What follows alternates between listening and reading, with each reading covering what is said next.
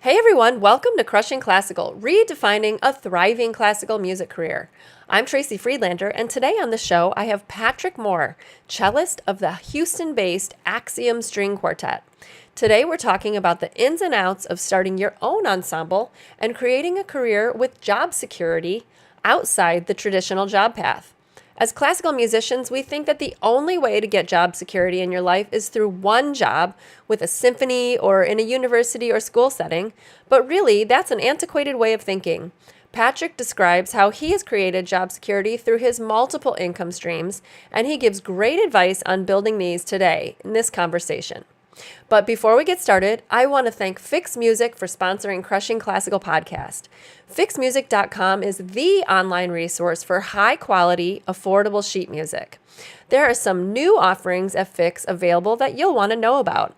Now there's organ music, a large choral music selection, as well as orchestra parts that you would need for concerts or auditions. And now, they are also actively working with choral and orchestra directors to help plan seasons. So if you're a program director and you want some help on choosing pieces for your season, contact Fix Music today through their website. And as always, free shipping on all domestic orders. Check out fixmusic.com for your sheet music needs and use the link in the show notes to receive 10% off your first order. Let's get started. Hey, Patrick, how are you today? Hi, Tracy. Doing great. Yourself? I'm great, thank you. So, Patrick Moore here from the Axiom String Quartet. I'm so excited to have you here. I've been following you on Instagram and checking out what you guys are up to. And so today we're going to unpack like starting your own string quartet, what that looks like. And right before I hit record, we started talking about nonprofit stuff, and this is stuff I want to know, like personally. So I'm like, ooh, maybe we need to, dive into that a little bit today too. Sure. So, tell me about. Let's start with the fact that okay, you have your string quartet. We're gonna Yep. we're gonna find out all kinds of stuff about that, but let's first talk about that you just got back from China. You created a tour for China. Yes, and it takes a village. So the quartet spent 20 days touring all over China, and this past year we recorded an album through Parma and released through Navona, and it was called Axiom's Moments of Truth. And Parma had a collaboration with a conductor in Eastern Europe who had worked with a company called Joy Titan in China. And Joy Titan has been collaborating with all of these different venues in different cities to set up these tours for when groups arrive, they could just go to these beautiful halls, like 1,500 seat brand new auditoriums with massive posters of us, like life-size posters of us on the side of the building, which was kind of wild to see. Wow. And they set us up to be able to basically show up there with a tour guide who would buy our plane and train tickets while we were traveling around China. I just had no idea like the amount of logistics involved with just. They just told us like buy a plane ticket and come here, and we'll take care of everything else. And then Wow. we got there, and I realized what the everything else was, which was just kind of crazy. Like there's a lot of things to think about when doing a tour. And it was really wonderful. Like, the Chinese audience surprised us. They liked the new music we were playing. They liked the classical music we were playing. And for fun, we actually did an encore of a Chinese boy band pop tune, which was really, really funny because the audience in China was just super polite and formal. They would applause politely after everything, no matter how much they liked it, and then we would bow, and then they would stop clapping, and then we would play the next piece. And for us, this is unusual because we always talk to our audience, Yeah. but we couldn't there. But then at the end, we play this Chinese boy band song, which everybody in China knows.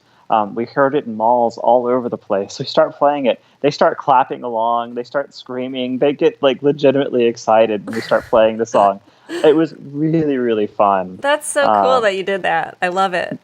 No, it's a way of like reaching out to an audience that even though we can't speak the language and speak with them, we could play this song And also they were really, really eager to take photographs with us afterwards and get lots of autographs. It kind of made us feel like little like pop stars. It was fun. That's so cool. So tell me about how you started your own string quartet. Um, I've actually started a couple string quartets.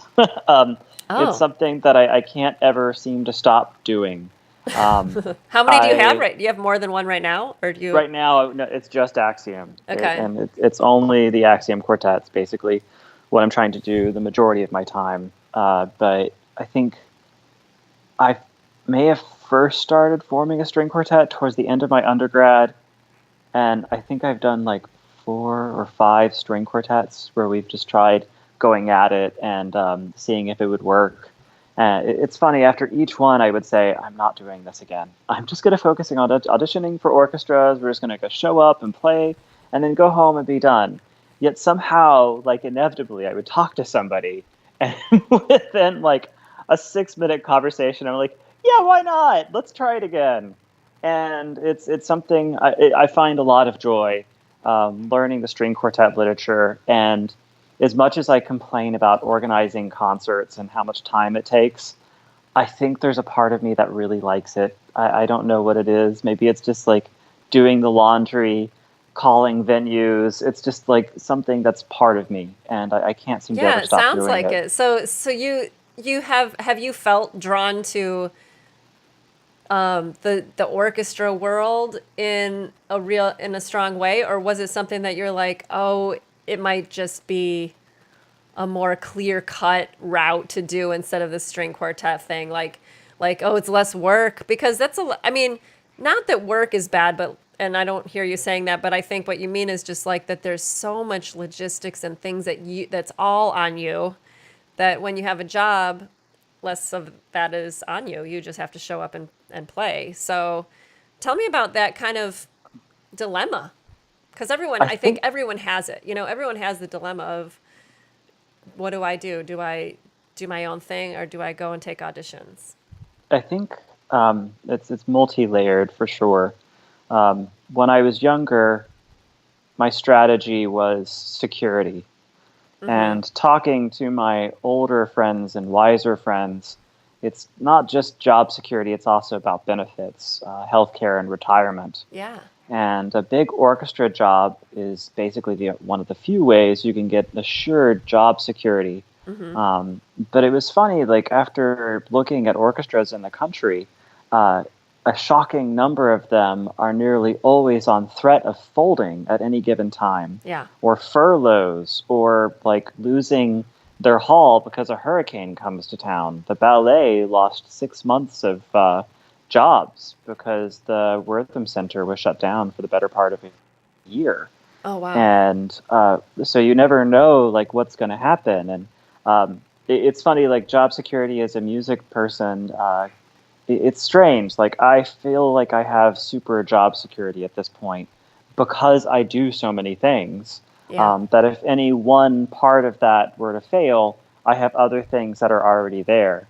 So that's kind of how I've come to term with being like a freelancer and a string quartet Yeah. player. It's almost But I like you have to redefine what job security is. Yeah. And I really think at this point, even orchestral musicians, the ones that are healthier, seem to always have side projects that they're doing.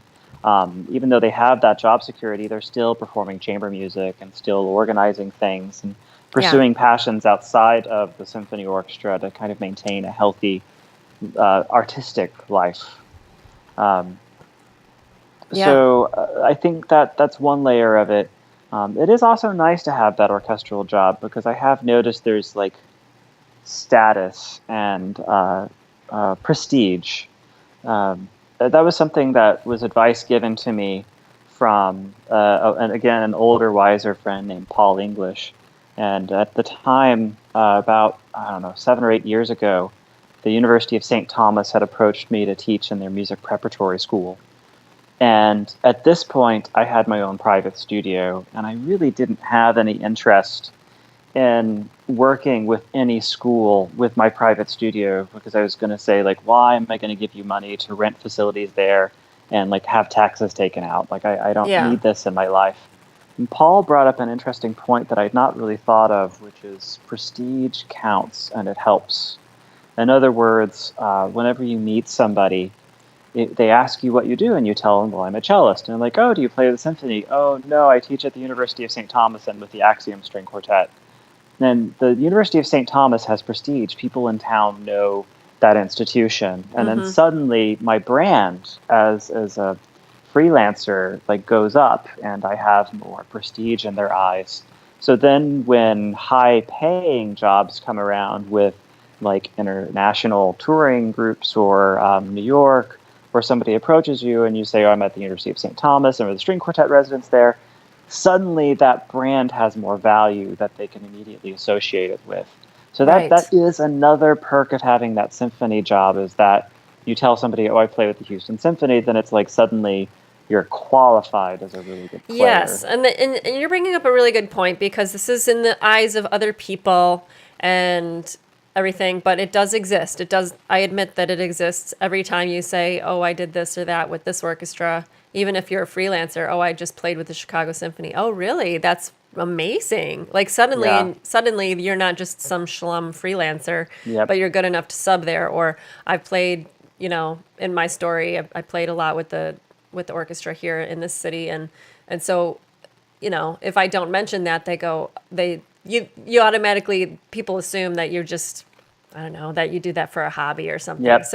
So I can see exactly what you mean. So, but you just said that you were able to get that status from partnering with the school. So there are other ways. Do you know of other ways people do this? Like, I'm thinking of, what if you're partnering with basically any established That's correct. thing, like a museum, like I'm the resident, Yep. or church or something like that, like Yep.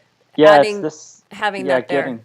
Yeah. Yeah, So, because I think I know a lot of organizations that have done that, where they find the venue that has some sort of like prestige or knowledge value. Oh, I play in a string quartet that plays in blah blah blah venue. Then it's like it's a way of kind of giving a story and a narrative to help direct people on what exactly you're doing.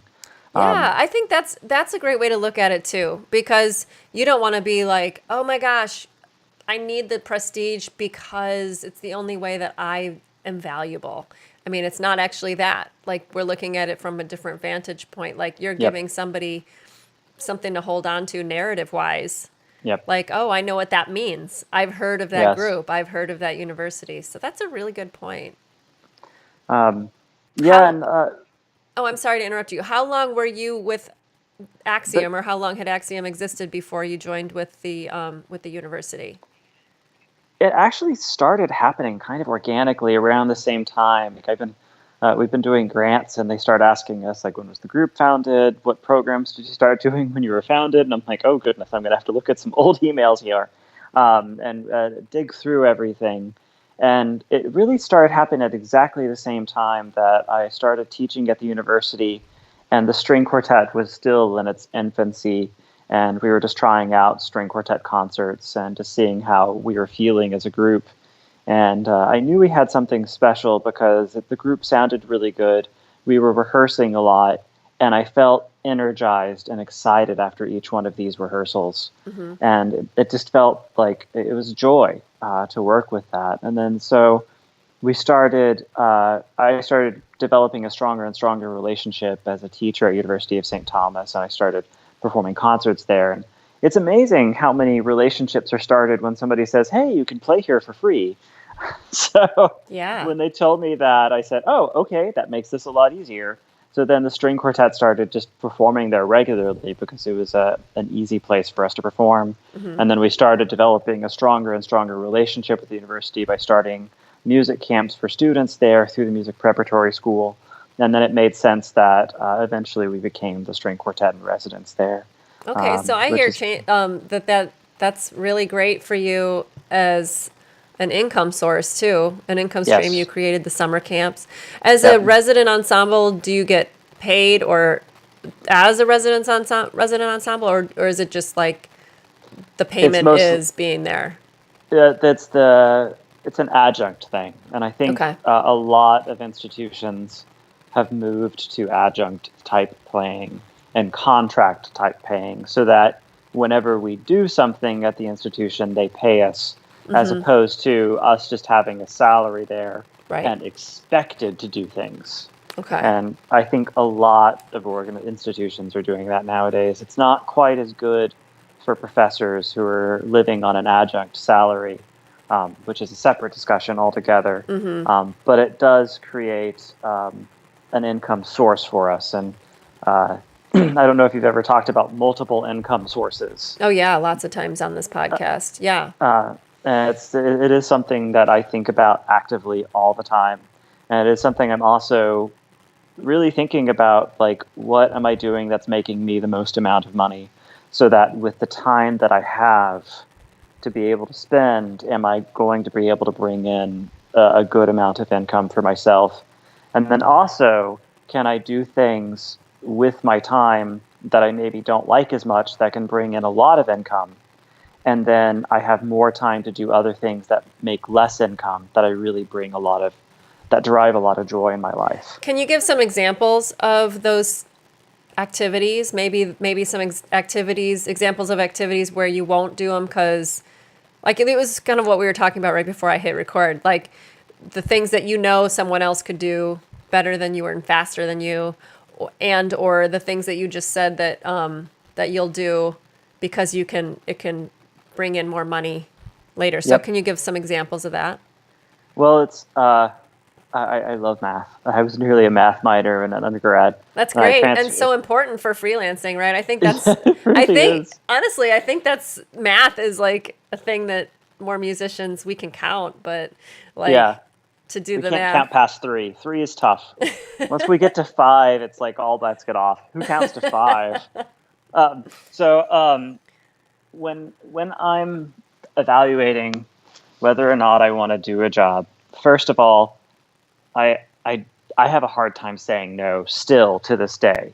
I still want to try and do as much as I can, especially because now I'm more of a contractor. I recognize that whenever a player says no, I'm probably not going to call them first next time. It's not because I don't like them. It's more because I don't have a lot of time to call players. Yeah. So when I call somebody and they consistently say yes, I know I can call them. They're going to be the first person I call. Right. So especially when an important contractor that you know is an important contractor in town calls you, it's best if you can say yes and do that. But at this point, I do math, and I kind of like I evaluate a gig an opportunity to perform or teach, and it's often a couple of factors play into that. One is how much money am I going to get kind of on an hourly basis for me to be there. And it's different for each thing. So for instance, you could play a wedding and it takes you an hour to get there and an hour to get back and an hour to set up. That's 3 hours. And then the wedding pays X amount. Or it could be teaching. I go to a school, they're going to pay me X amount. I'm going to be there all day. I factor it out over how many hours. I kind of divide it out and I look at my per hourly rate and I'm like, okay, that actually pays better than if I were to go do this wedding. I happen to love playing music. I love playing weddings. I love teaching students. But if they're going to happen on the same day and I have a choice to be able to say no, I'll probably choose the one that's going to pay me more money. So then at the end of the day, I can say I can allot 2 hours to do promotion for the quartet or 2 hours to learn the Prokofiev Symphony Concertant because I missed that piece, so that I have time to do things that I want to do more. But there's also the other factors that I do think about when accepting jobs or new projects is this project going to lead somewhere even greater? For instance, cultivating a really awesome music camp at the University of St. Thomas. You have to kind of project yourself down the road a couple of years.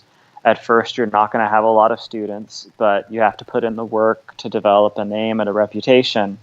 And then you can bring in higher class students, and then maybe you could start applying for grants, and then it becomes like a really big source of income.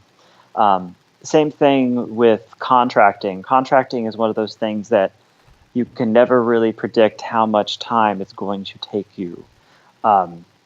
It seems like the simplest thing in the world. Like, how hard could it be to call a person and see if they're free to play a job? Um, but sometimes you have to call 50 people for that one spot in an orchestra of 100 people. And you also have to develop enough personal connections with people to know how to find the new player in town that doesn't know anybody, so that you can find that player for that 50th person that you have to call to be able to bring them into the ensemble. Yeah. And at the same time, you have to be kind of a personal referee for the orchestra players to A, make sure they show up on time and know their parts and have their music, and B, make sure the company is happy. So there's all of these extra little time sinks that you have to factor in that take a really long time. But like ultimately, like contracting is really good money. Like you get a lot more money when you start doing contracting in a city and developing a reputation for that. So the pay is really nice, but then you have to realize like this has a lot of extra time and responsibilities with this. So it's something I certainly think about. But coming back to the string quartet and reputation, the string quartet also has these dilemmas on because we're now developing a strong enough reputation where we're getting approached to ask to play lots and lots of things all the time. And sometimes they pay really, really well, and sometimes there's no money in them at all. And we have to ask ourselves, is this a cause that's really important? Like we want to draw attention to aid workers in Thailand who have been murdered, even though we don't get paid any money, but it's only going to take us 30 minutes and we get to do a cool project. Okay, Right. why not? Or are we going to accept like a job at a bar that pays terrible, but maybe we could get new audience members and reach out to new audience members? Uh-huh. And there's these trade-offs that you have to evaluate. Do I want more exposure so I can get more audience members? Do I want to make more money? Do I want to take on the project that has meaning? And often for us, I think the answer is usually, it's strange. Money helps, but I think our primary motivator is artistic satisfaction. Yeah. And I think that's led us in very, very cool directions. That's great. And you talk with, I'm sure you get together and you talk about which things you want to do, and there's probably a lot of Yep. balance involved.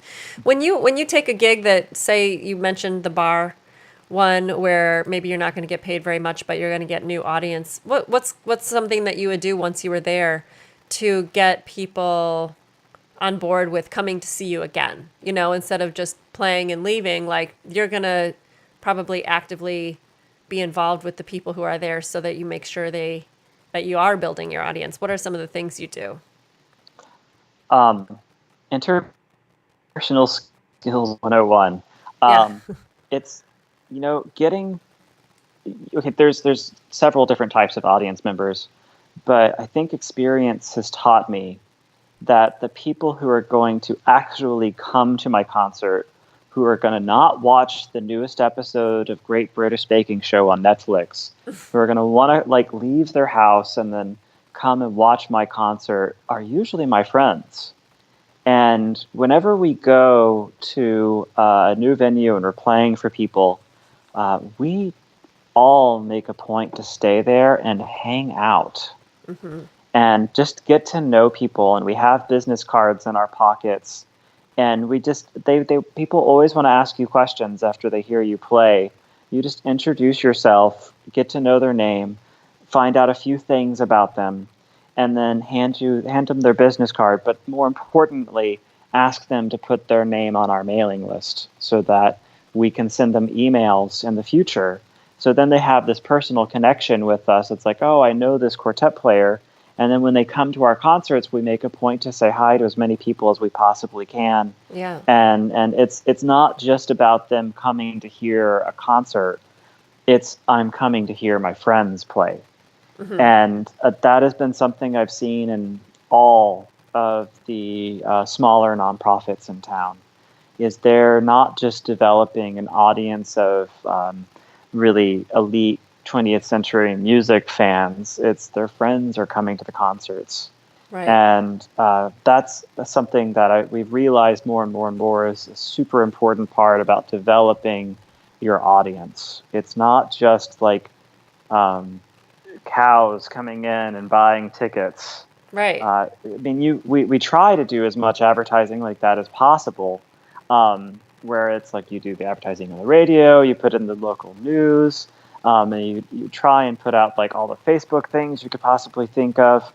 And that gets in a good like 10% of the audience. You will get a couple of people that way. But it really is, the bulk of it is like those personal connections with the people who come to our concerts are the same people. And we get to know them and they start becoming like the Axiom family. It's actually kind of wonderful. I love that. That's so true. It's really true.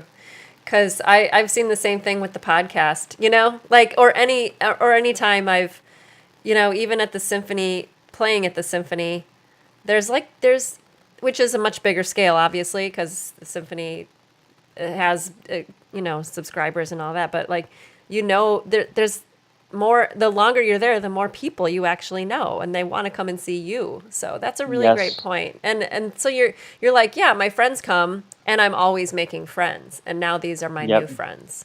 So Yep. I really like looking at it like that. That's great. I mean, did you ever read I think it's Napoleon Hill's How to Win Friends and Influence People? I've heard of it. You've read it? I need to read that I book. totally read it. It was a fun book. I had a self-help book phase. Haven't It we was all? like, yeah, it was a lot of fun to read as many of those as humanly possible. But that he had really interesting advice in there. One was a person's name is like magic to their ears. You learn Mm. that person's name and then you repeat it lots in conversations, Tracy. And then all of a sudden, the person just kind of warms up in a different way and actually works great in teaching. Whenever you notice your students' attention is waning, sprinkle in their name and just watch their ears perk up and suddenly their attention changes. Yeah, what You is don't, that? Is it like you feel like you're seen and known and heard and yep, yep. something? Yeah. I believe it's Napoleon Hill. I'm kind of embarrassed I can't remember it. But the other advice he had, we could do this with technology. It's not hard. When you meet somebody, you add their name to your phone. And then he always recommended like 3x5 cards because it was the 1910s when the book was written. Yeah. He would write, after meeting people, he would write down their names and then what they spoke about and the name of their children and the name of their wives. And he would Oh, keep these cards around. So then when he met that person again, he would remember these little tiny details. And then all of a sudden, these personal connections with people just blossomed and grow. And we could do this nowadays. Like every time we meet somebody, you could write down their name, maybe even take a picture of them with your phone and just write down some little details about them. you're so As right. And you know what? Okay, so on Instagram, I'm sure you might have seen this exact thing, but sponsored ads come up, and the other day one came up from this guy named Jim Quick. Have you heard of him? mm-mm. He's a memory expert, and like he teaches people how to speed read and learn faster and memorize. Like he's like the optimizing your brain That's person. kind of cool. Yeah. And he was selling this course, and I was drawn in. I was like, "Oh, this sounds good." And I was scrolling and it was like $400. But I Yep. was like, "Oh man, that sounds incredible." I mean, he was talking about this exact thing, like what if you could remember everybody's name and like Yep. lists of things, and just increasing and perfecting your memory as much as you possibly can. I mean, yeah. I mean, it's so smart. It's really true. I've noticed that for myself when someone says my name. I'm like, "Oh, they remember. They know me." You know? Yep. Of course, I say this. I have the worst memory for names on the face of the planet. So now I have a strategy when I see somebody who saw me perform a year ago Yeah. and then has a perfect recollection of meeting me. Right. And because they remember me performing, but I perform like multiple concerts a week. I can't remember everybody. Right. So now I've stopped saying nice to meet you. I shake their hand, I smile, and I basically fake not knowing their name as long as humanly possible. Right. You say like Um, great to see you again or something. Yes, great to see you. Yeah, exactly, which Yeah, is a fun strategy. that's a good point. Yeah, because nice to meet you. They're like, we met already. Yep, yep. That's Oh, smart. That's a good tip. I should tell a funny story. Yeah. It's related to two things. So one, whenever somebody tells you what job they work at, if even if you don't know what it is, like kind of, I don't want to say fake it, but just kind of like pretend you've heard of it before. Um, for instance, when I met Valery Gergiev when I was at Pacific Music Festival way back in 2004, great organization. So happy to do that. And Valery Gergiev was conducting, and I got lucky. I happened to be standing around him. My friend Takuya and I were just standing around chit chatting, and I was just asking him. I adored his conducting. I thought he was great, superb musician. I was just well impressed, and I didn't really know who he was because I was a young undergrad. Yeah. I didn't know, Yeah. and you don't know who or what people are, and so there I am chit chatting with Valery Gergiev, and I was like, I very innocently asked, "So, what are you up to these days?" He was like, "Oh, I'm at the Mariinsky Theater." I was like, "Oh, I'm so sorry, I've never heard of that before." It was like, 300 concerts a year, and it was like, "Oh God, I have committed a cardinal sin." Um, so it's actually a point now. Whenever I'm going to meet a new conductor or a new musician, I try to go onto their website and look up a little bit about them. Like, oh, international soloist for the past 30 years that I just haven't heard of because they're a clarinet player. Okay, let's remember this. But yeah, That's that's funny. just a That reminds me when I was in China. So I spent a year, not a year. I spent 3 months, a year slash 3 months, playing with the Beijing Symphony. And I was out one day and talking to some people who were British, and this guy was telling me that he works for a company, a well-known company named Accenture. And I was like, oh, I've never heard of that. He's like, you've never heard of Accenture? And I'm like, yeah. what? And then I realized he was saying Accenture. And then I was Oh, like, oh. And I still hadn't heard of it, but still the way he was pronouncing it, I couldn't understand. And then of course, when I came home, every poster in the airport had the logo for Accenture on it, and I'm like, oh, yeah, I guess it oops. must be a really big company. But yeah, it's the same example. Like he couldn't believe I hadn't heard of like the biggest company in the whole world, but it probably didn't help that he was saying it with an accent I couldn't understand. Yep, yep, yeah. So I was at we play at the airport regularly now. Oh, you do? Yeah, and so this wonderful program called Harmony in the Air, um, really fantastic organization in the city of Houston. The Houston airport system has funded like several local performing ensembles to perform regularly at Houston airport system, and they purposefully sought out the higher quality ensembles in town to perform there, so that they showcase the fantastic musicians that are in Houston Wow, to that's a great idea. all of the travelers. And on paper, this seems like an awful thing. Like, you want me to hang out at the airport weekly for 3 hours playing for Right. people just walking by. But then in practice, you realize people desperately want something of culture and entertainment value. And here they are at the airport where they have an abundance of free time. They're bored out of their mind, and then they Yeah. see something really nice, and they just stop dead in their tracks if they can, and sit there and enjoy, and just are super grateful, which has been really wonderful. But so at one point, I was standing there with one of the people in charge of the program, and with a person who was just happened to be standing there, and I watched this person talking to them, and he described the company he was working for, and I had never heard of it, and it's supposed to be one of the biggest companies ever, like what you were describing. Yeah. But then I watched her, and she was like, "Oh yeah, I've heard of that before. Great company." I was talking to her afterwards. She was like, "I'd never heard of it before."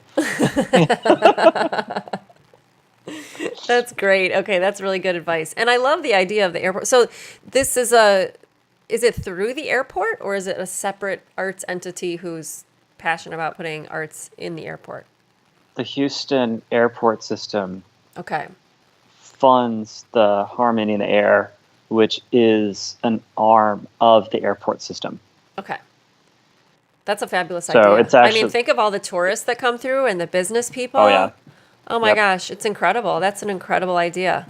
It's working really, really fabulously. It seems like a lot of other airport systems are starting to notice Mm-hmm. customer satisfaction goes through the roof when they have the opportunity to do this, because they purposefully schedule them at the highest traffic times for Yeah. wherever they put us.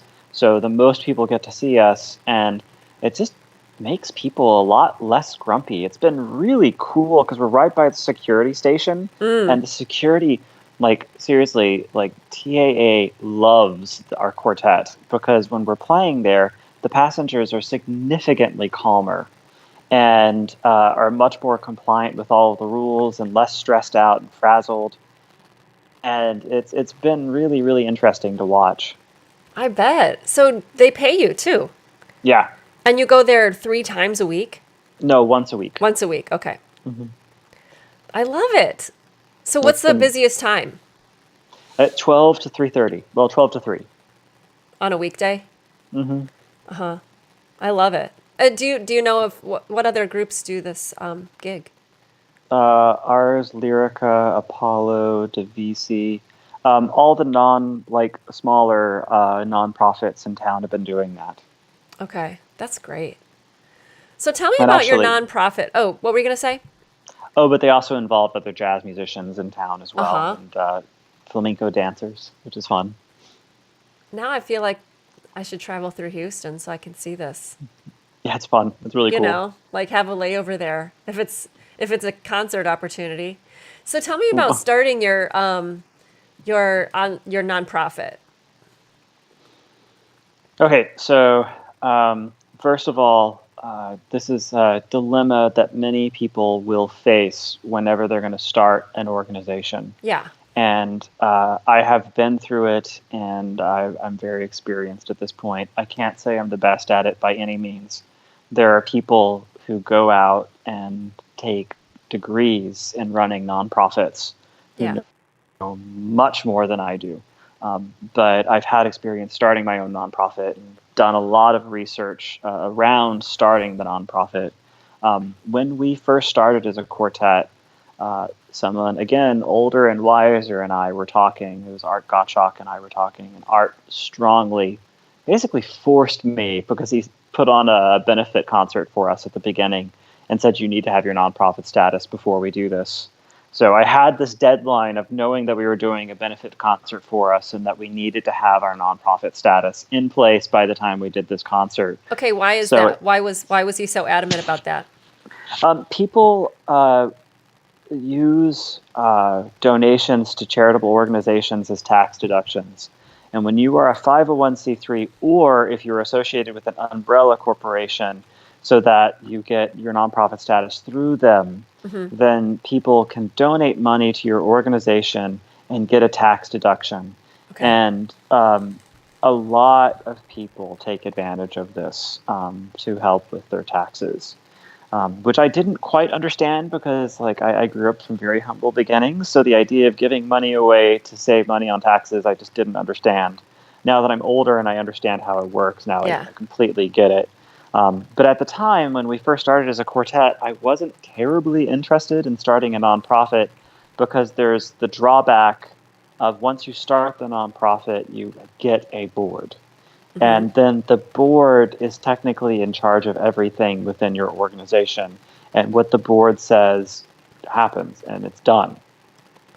So you have to, um, before we get there, let's talk about how Axiom started. Okay. And we faced this dilemma because you could set up a nonprofit and have a board, or you could have this umbrella corporation where your name is associated with another organization that is a nonprofit, and then people give money to that nonprofit, and it circles around back to you. Right. They keep a And cut, right? And then they give you, yes, right.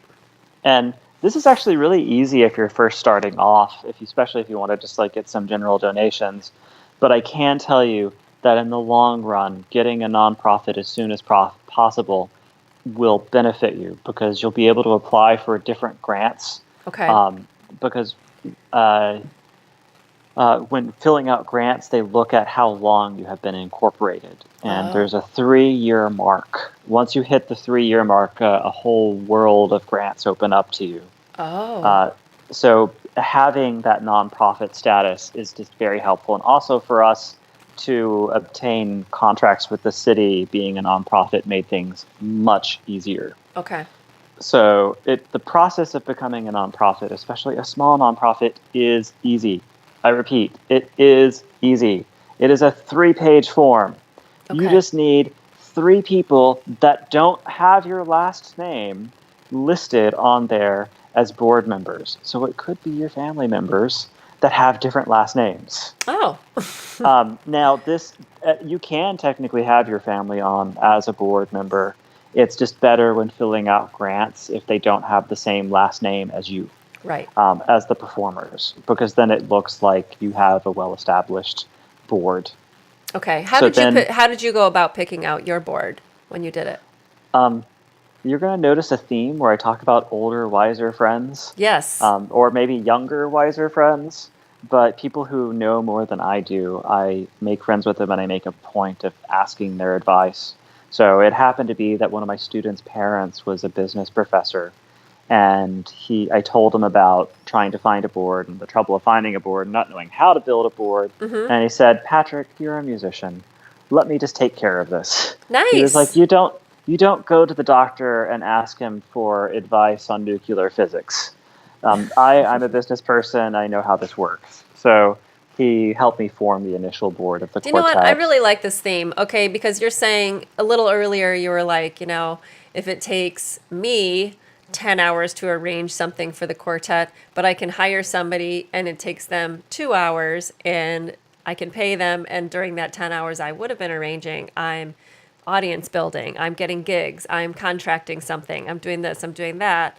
It's better time well spent and the product is better. And so I like this theme of like you're delegating, you're finding people who can potentially who know something more than you do. And I mean, Yep. there's just so much value here. So keep going. So then this wonderful name, Vikas Mittal, who eventually became like a really wonderful donor for the quartet and also just generally fantastic advice for us. He helped us build our initial board. Um, so that's all it really takes. The other thing is in Texas, there's this wonderful organization called the Texas Accountants and Lawyers for the Arts, TALA. You can go to their website, tala.org. You join, you become a member of this organization for $200, and then they help link you up to accountants and lawyers who want to do pro bono work for arts organizations. Oh wow. Sometimes large corporations need to have a certain amount of pro bono work for different requirements for their organization. So there's often accountants and lawyers who actually want to help you out. Also like I personally love numbers, and I know accountants love numbers, but they also want to get out of the office and have interactions with artists. And so there's this community of people out there who want to help you. And thankfully, we were pointed in that direction. And I don't know what other states are offered, but there are probably organizations of accountants and lawyers that'll help you out. Because I tried to figure out how to do the 501c3 by myself, and was trying to do the old form, which was like a 50-page, like huge document.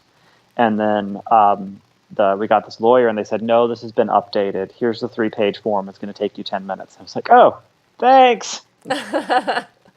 So seeking out that advice really, really helped us out a lot.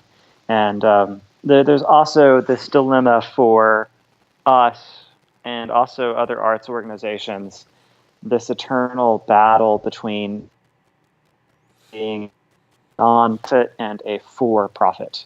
Mm-hmm. And I've had this conversation multiple times with multiple people, and I recently was talking to somebody about this who works with the board of a very large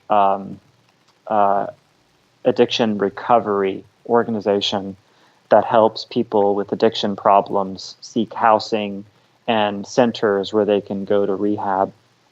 And she has a board that she works with, and I was talking to her, I was like, I still can't believe after all these years of being in a nonprofit that there are people who are super qualified who will donate their time to be on a board. It just always kind of blows me away that there's so many like wonderfully generous people out there. Mm-hmm. And she said that her organization also struggles with this problem of the for-profit side and the nonprofit side.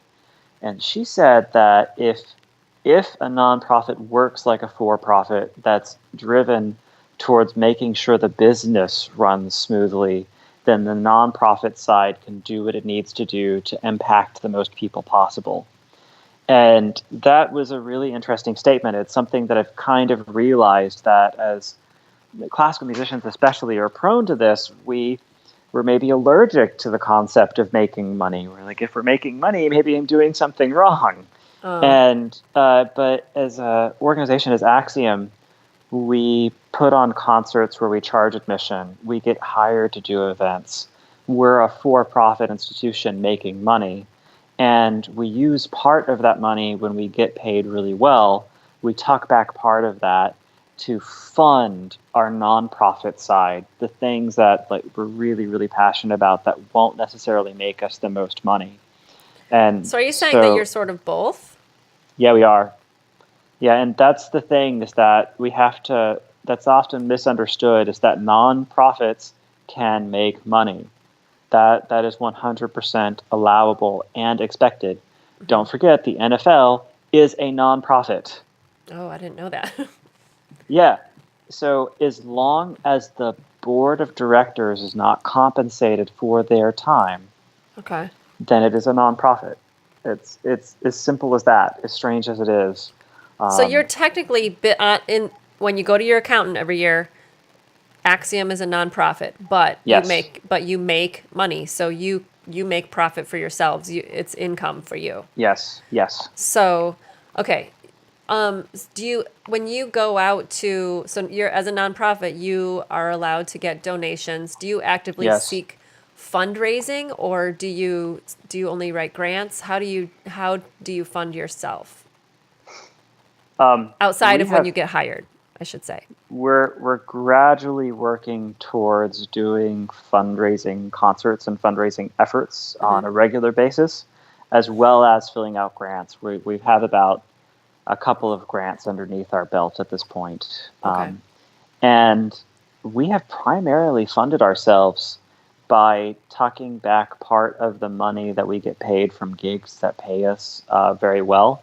We always build in an axiom fee so that part of the fee from this whatever gig or whatever event that we're doing, we pay ourselves first so that we're compensated for our time, and then we build an additional fee that pays for the quartet. And that has primarily been what has been supporting us in running the business so that we have the extra money for programs and for renting venues and hiring arrangers and all of Mm, those extra little things. okay. The classic formula is the quartet is not four people, it is five people. It's the four members of the quartet and a fifth member, which is the quartet itself. Right. And As a business entity. Yeah. you Okay. have to always remember to fund the business entity. And the more you feed the business entity, the more money you make. And Okay. this is hard for people to fathom, but it's about investing. Investing into And yourself again. yes, Hmm. so you could do the arranging yourself and get an okay arrangement, but if you pay for that more expensive arranger to get a really quality sound, then people have a higher perceived value of you as an organization. Right. You could make your own flyers and marketing materials, or you could hire somebody. It looks really good, and people think that you're a more established organization. Hmm. Um, and there's an organization called in town whose name. Well, anyway, there's an organization in town. I learned this from them that when they first started, they basically didn't take any money to pay themselves at all, and they invested everything into promoting themselves online. And they just spent a ton of money investing in the organization so that they would build up a strong reputation in town. And now they're one of the largest wedding contractors in the city of Houston. They basically drove out all of the contractors. Wow. Yeah, it's just Because they were about advertising online. yeah, they were one of the first people that ever figured out how to do that. Great. Wow. I wonder if So did they take that on themselves, or did they hire somebody to do? I don't know what they did, but I do know that they just invested most of their money in promoting themselves. Mm-hmm. And by doing that, they developed a very strong brand for themselves, and then they were able to drive their rates through the roof. Oh, that's So even great. though it's awkward because it's like I don't want to spend money on this, but Right, if because you you think invest, exactly, because you're doing something to make money, right? So then you're yeah, like, oh, you mean I don't get to, like, you don't get that initial satisfaction of, okay, now I can pay this bill with the money that I just yep, made. But you're investing in your future by investing in your own company. yes, That's great. That's great and so advice. so it's this type of business savvy which I wish they would teach in schools more. And I think there are Yeah. some schools that are starting to teach music business um, and nonprofit side stuff. Mm-hmm. But I think anybody attending a music school, they should just seek out music business courses and nonprofit business courses as much as they can, because Definitely. you never know when this stuff is going to come in handy, and just having some sort of basic knowledge so that you can guide yourself comes in very, very handy. But at the same time, there's this really delicate dancing act where I could easily get sucked into the business side and just the business side of the music business and forget that I like to practice the cello.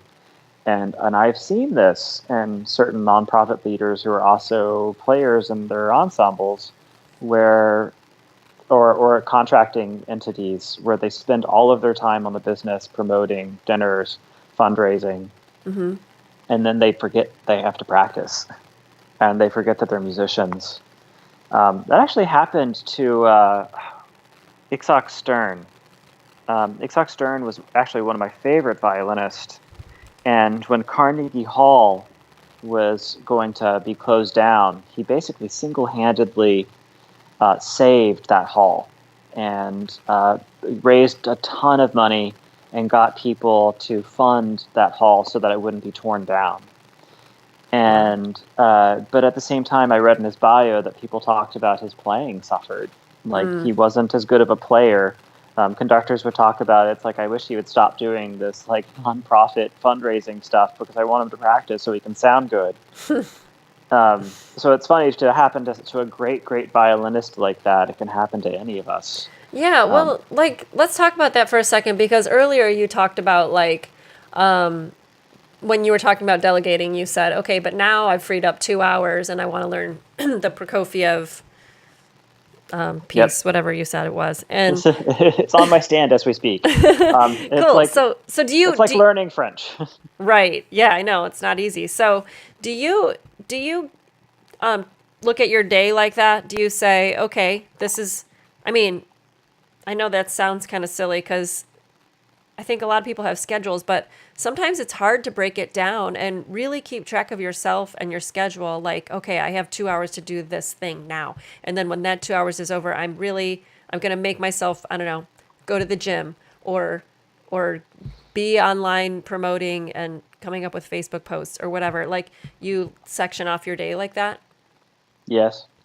Yeah. No, I keep a pretty accurate iCal at this point. Uh huh.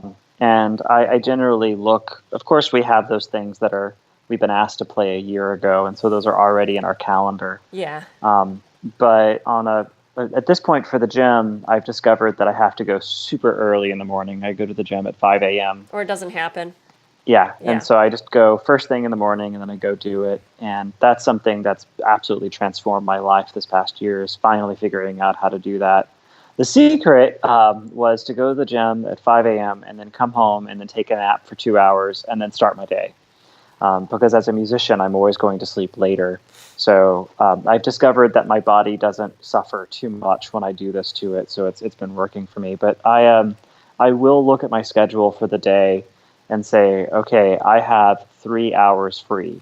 What am I going to do with myself? And usually it's okay, let's make sure that the emails get answered so that I'm responding promptly to those, and make sure there isn't any other business that has to be taken care of. I usually take care of that first. And then from there, I look at my stand, and I am a lucky musician. I have to practice for a living. Like, Hmm. I have music I have to learn. So then I look at my stand, and then I say, okay, I have to learn this, this, and this. I have time to practice this today and this today. This project is coming up immediately. I've got to do it right now. This project is coming up a little bit later. I can wait on this. This project I can probably get away with sight reading and learning in the rehearsals. So then I kind of plan out the different music that I have to do. It's something that I want to be better at, is to have optional recitals where it's things that I don't have to do, but that I can keep myself in better shape, so that I can perform even at a higher and higher level. But that's been hard for me to balance because I have a good amount of music that I have to practice for Axiom as well as other organizations. Hmm. But to answer your question, yes, I do make a plan. And I've always said 5 minutes of planning saves you 3 hours of wasted time. Yes. Awesome. So that is such valuable that's valuable information right there, because it's hard sometimes to be self-disciplined enough to stay on your schedule that you created, essentially. So so now that you've gone through and told us a lot about the string quartet and your work there, let's talk. And you talked about income streams, which is great. So is the string quartet it for you, as far as, like, is that your primary source of income, or do you have other sources as well? Um, I will always have multiple sources of income. And I realize this is probably always going to be my life, that I can't really sit still and do just one thing. Yeah. Um, I I don't think I could ever do just one. And I've realized that I actually like having the balance between teaching professionally as well as teaching performing, Hmm. and also the organizing side of it. Like, parts of it are actually fun. Programming concerts, getting to meet people, even having lunches and dinners with potential donors. It's actually like a fun part of life. You're making connections with people. Yeah. Um, so I do have multiple sources of income. And in Houston and in Texas, um, not a lot of people know this, but the education scene in the state of Texas is unbelievable. The All-State Orchestra here is going to be doing Rite of Spring in 3 days with high school students. Oh my gosh. So they're like, please come. We need you to coach.